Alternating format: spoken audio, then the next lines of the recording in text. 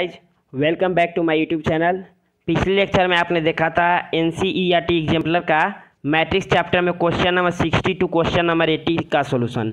आज मैं आपको उसी के कंटिन्यूएशन में आपको बताऊंगा question number 81 to question number 101 तक का सॉल्यूशन। तो बने रहिए हमारे साथ इस वीडियो में। अगर आपने हमारे चैनल को सब्सक्राइब नहीं किया है तो अभी सब्सक्राइब कर दें एवं बेल आइकन को प्रेस कर दें ताकि आने वाले वीडियो का नोटिफिकेशन आप तक सबसे पहले पहुंचे। तो चलिए शुरू करते हैं। Question number 81। Question number 81 ask in applying one या मोर रो operations while finding A inverse by elementary row operation,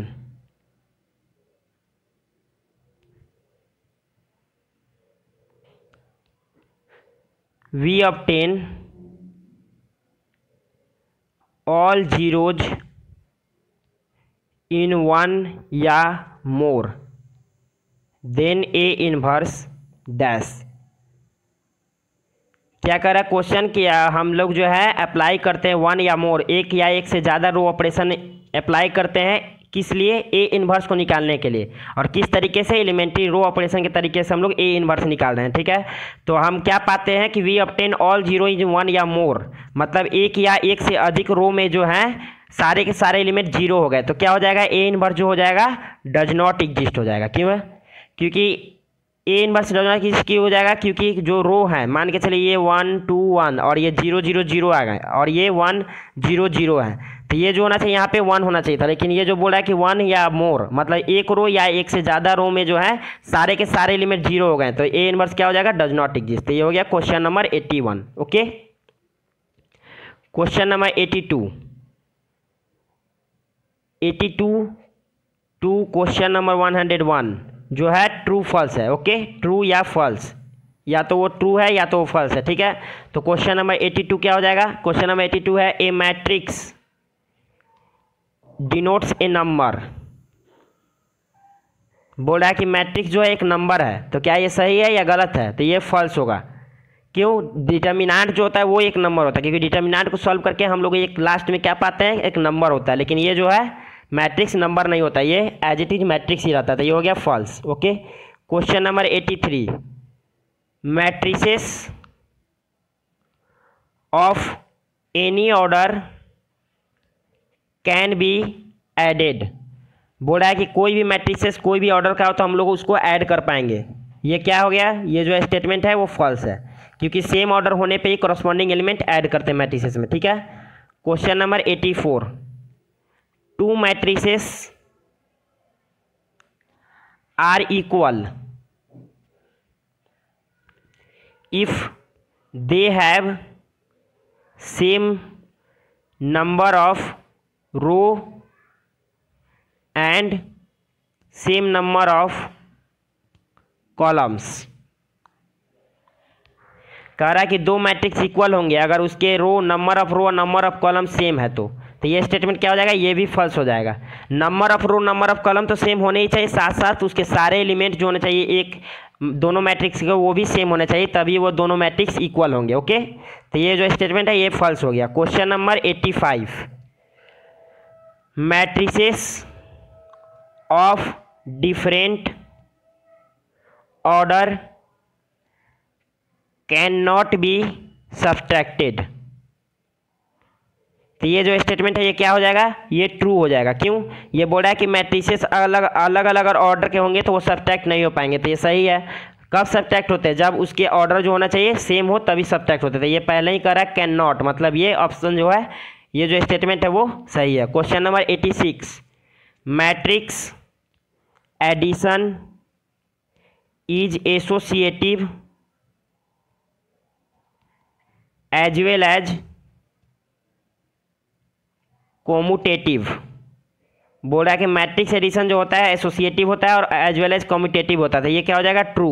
और ये कैसे ट्रू हो जाएगा? एसोसिएटिव क्या होता है? एसोसिएटिव होता है A plus B plus C is equal to A plus B plus C. तो ये हो गया एसोसिएटिव लॉ को भी फॉलो करता है, A plus B equal to B plus A. Okay अगर सेम ऑर्डर के हैं, अगर ऑर्डर जो सेम है दोनों मैट्रिक्स का, तो वो associative as well as commutative होगा। तो ये जो हो गया स्टेटमेंट ट्रू है। ठीक है, question number 87, matrix multiplication is commutative. बोल रहा है कि मैट्रिक्स मल्टीप्लिकेशन जो है कोम्यूटेटिव है, तो ये क्या होगा, फॉल्स होगा। क्यों? क्योंकि बोल रहा है कि a into B equal to B into A. कभी भी ऐसा नहीं होता है, ए बी और बी ये दोनों इक्वल नहीं होते हैं। ठीक है, तो इसलिए ये कम्यूटेटिव नहीं होगा। तो ये क्या हो गया स्टेटमेंट, ये फॉल्स हो गया। ठीक है, question number 88, a square matrix where every element is unity is called identity matrix. बोल रहा है कि कोई मैट्रिक्स के सारे एलिमेंट अगर 1 है तो उसे हम लोग आइडेंटिटी मैट्रिक्स कहेंगे। तो ये ट्रू है या फॉल्स है? ये फॉल्स हो जाएगा। क्यों? आइडेंटिटी मैट्रिक्स क्या होता है, 1 0 0 0 1 0 0 0 1। ठीक है, ये identity matrix of third order. अगर सेकेंड ऑर्डर रहता तो क्या होता, 1 0 0 1। लेकिन ये क्या कर रहा है कि स्क्वायर मैट्रिक्स है, उसके सारे एलिमेंट 1 है, तो सारे एलिमेंट 1 हो जाएंगे तो वो आइडेंटिटी मैट्रिक्स नहीं होगा। ठीक है, तो ये जो है स्टेटमेंट क्या है, फॉल्स है। Question number 89, if A and B are 2 square matrixes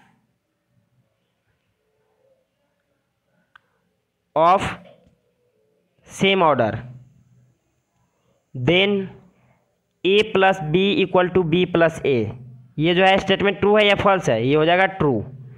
अगर a और b जो है 2 स्क्वायर मैट्रिक्स हैं और दोनों जो है ऑर्डर दोनों का सेम है, तो a प्लस बी करे या b प्लस ए करे तो वो दोनों एग्जैक्टली सेम ही आएंगे। ठीक है, तो ये जो हो गया स्टेटमेंट ट्रू हो जाएगा। Question number 90, if a and b are 2 square matrices of same order, then a minus B equal to B minus A. ये बोल रहा है कि दोनों जो है स्क्वायर मैट्रिक्स हैं, तो a माइनस बी और b माइनस ए जो हैं वो दोनों सेम होंगे। तो ये स्टेटमेंट क्या है, ये फॉल्स है। क्यों? क्योंकि a माइनस बी, अब माने कि a अगर मान लीजिए कि a का एलिमेंट ज़्यादा है और b का एलिमेंट कम है, मतलब कि अगर मान लीजिए a है 2 3 4 1 और b है 1 1 0 1, तो अगर हम लोग इसको सबट्रैक्ट करेंगे तो क्या आएगा हमारे पास, 1 2, ये हो जाएगा 4, ये हो जाएगा 0। लेकिन अगर हम लोग b माइनस ए करें तो क्या हो जाएगा, 1 0 1 1 माइनस 2 3 4 1। ऐसा हम लोग करें तो क्या हो जाएगा, ये हो जाएगा -1 -2, ये हो जाएगा -4, ये हो जाएगा 0। तो ये दोनों जो है एग्जैक्टली सेम नहीं है। ठीक है, तो इसलिए ये स्टेटमेंट जो दिया हुआ है वो फॉल्स है। Question number 91, if matrix A B equal to 0, then a equal to 0 या b इक्वल टू 0 या both a and b are null matrix. बोल रहा है कि ये जो स्टेटमेंट है, तो ये स्टेटमेंट क्या है कि अगर ए बी मैट्रिक्स जो है 0 मैट्रिक्स आ रहा है, तो ये तो बोल रहा है कब, या तो a 0 हो या तो b 0 हो या तो दोनों a और b 0 हो। तो ये जो है ट्रू स्टेटमेंट है। ठीक है, एक भी मैट्रिक्स 0 होगा तो उसका अगर हम मल्टीप्लिकेशन करेंगे तो वो 0 मैट्रिक्स आएगा। ठीक है, और दोनों के दोनों अगर 0 होता है तो 0 नल इंटू नल करेंगे तो भी नल मैट्रिक्स ही आएगा। Question number 92, transpose of A column matrix is a column matrix.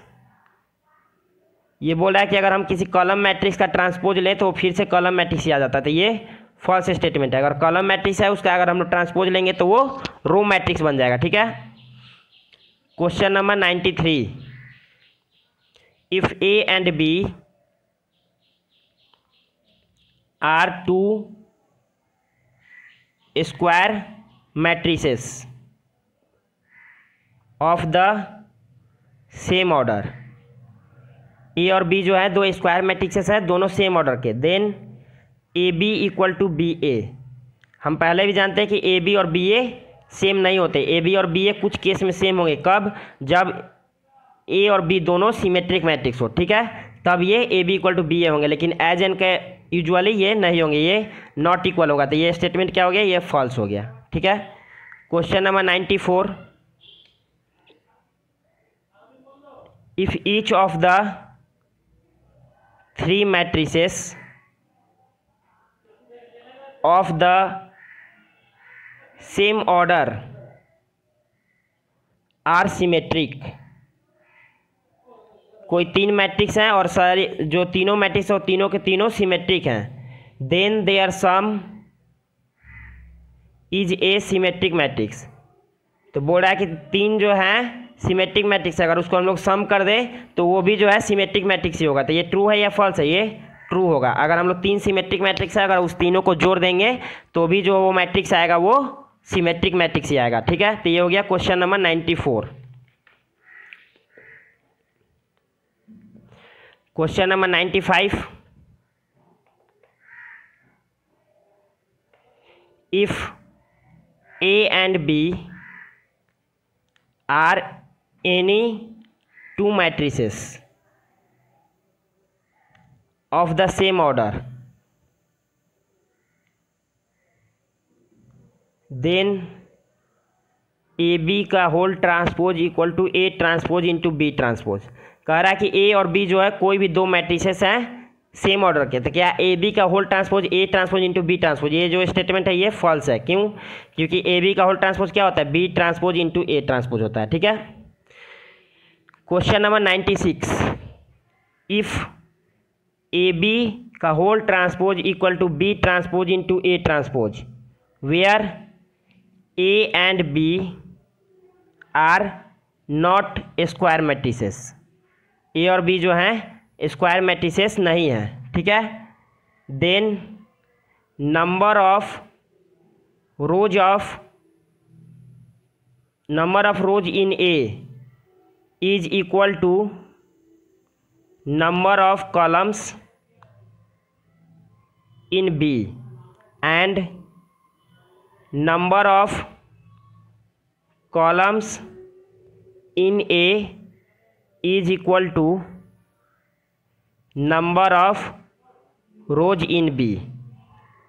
ये बोल रहा है कि ए बी का ट्रांसपोज निकालने पर B transpose into A transpose, तो ये तो फॉर्मूला सही है। और बोल रहा है कि ए और बी जो है स्क्वायर मैट्रिक्सेस नहीं है। ठीक है, तो बोल रहा है कि number of rows in A is equal to number of columns in B, मतलब ए और बी दो मैट्रिक्स हैं। तो ए के मान लीजिए कि एम और एम रो है, एम ऑर्डर है। ठीक है, एम ऑर्डर का ए जो है नंबर ऑफ रो कितने हैं? एम। तो ये बोला है कि number of row in M is equal to number of column in B. Okay, तो इसके जो हो गए नंबर ऑफ कॉलम एम हो गए। ठीक है, अब है कि नंबर ऑफ कॉलम इन ए, मतलब ए में एन कॉलम है, तो नंबर ऑफ रो जो होता है बी में वो भी सेम है, एन होगा। तो ए जो है एम इंटू एन का मैट्रिक्स है और बी जो है एन इंटू एम का मैट्रिक्स है। तो ये जो है क्या ए बी डिफाइंड हो पाएगा? ए बी अगर हम लोग निकाले थे M into N, N into M, मतलब एक number of column number of row same है, तो ये डिफाइन हो जाएगा। और बी ट्रांसपोज ए ट्रांसपोज, अगर ए ट्रांसपोज का देखें तो ऑर्डर क्या होगा? एन इंटू एम, और बी ट्रांसपोज का ऑर्डर क्या हो जाएगा? एम इंटू एन, तो ये भी डिफाइन हो जाएगा। तो ये जो है स्टेटमेंट क्या हो जाएगा? ये ट्रू हो जाएगा। ठीक है, question number 97, if A B and C are square matrix of same order, A B और सी जो है तीनों के तीनों स्क्वायर मैट्रिक्स है, then A B equal to B C always implies B equal to C. ये जो कह रहा है कि ए बी सी तीनों स्क्वायर मैट्रिक्स हैं सेम ऑर्डर के, तो A B equal to B C तभी होंगे जब बी इक्वल टू सी होगा। तो ये क्या स्टेटमेंट हो जाएगा? ये ट्रू हो जाएगा। ठीक है, A B equal to A C, sorry A B equal to A C. ठीक है, ये कब होंगे? जब बी इक्वल टू सी। अगर बी और सी दोनों इक्वल होगा तो उसका अगर हम लोग ए के साथ मल्टीप्लिकेशन करेंगे तो वो दोनों इक्वल आएंगे, तो ये ट्रू स्टेटमेंट हो गया। ठीक है, question number 98, A transpose is always a symmetric matrix for any matrix A जो है कोई भी मैट्रिक्स है। ठीक है, ए या तो सिमेट्रिक है या इसकी सिमेट्रिक, कोई भी मैट्रिक्स के लिए ए ट्रांसपोज जो है सिमेट्रिक मैट्रिक्स है। कैसे? तो अगर हम लोग ए ट्रांसपोज का होल फिर से ट्रांसपोज निकालें, मतलब सिमेट्रिक होने के लिए क्या होना चाहिए कि ये दोनों इसका जो है, अगर ए ट्रांसपोज को अगर हम कोई पी पी मतलब मान लेते पी मैट्रिक्स, तो ये सिमेट्रिक कब होगा, जब P equal to P transpose आ जाएगा। तो इसका सिमेट्रिक ये हो जाएगा ए ट्रांसपोज का whole transpose into A transpose, तो ये हो गया ए इंटू ए ट्रांसपोज, तो ये क्या आ गया फिर से पी आ गया। ठीक है, मतलब ये जो है पी ट्रांसपोज निकाले तो मतलब पी पी आ गया, मतलब P equal to P transpose आ गया, तो ये जो होगा सिमेट्रिक मैट्रिक्स, तो ये जो स्टेटमेंट है वो ट्रू है। ठीक है, क्वेश्चन नंबर 98 हो गया। Question number 99, if A is equal to 2 1 3 4 -1 2, ये जो हो गया 2 इंटू 3 का है matrix, and B is equal to 2 4 2 3 5 1, ये जो है 3 इंटू 2 का मैट्रिक्स है। ठीक है, बोल रहा है then A B and B A are defined and equal.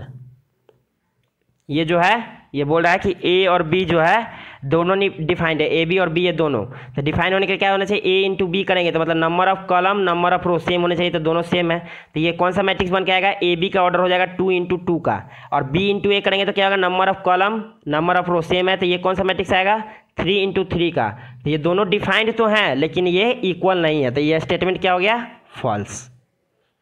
Okay, question number 100, if A is skew symmetric matrix,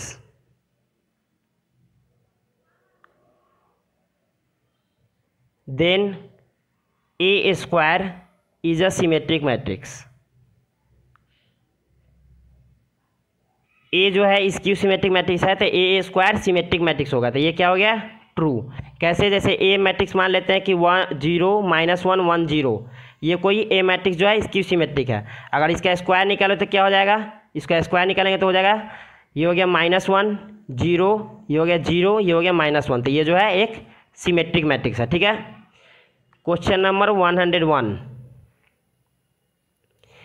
A B का whole inverse is equal to A inverse B inverse, where A and B are invertible matrix, are invertible matrices satisfying commutative property with respect to multiplication।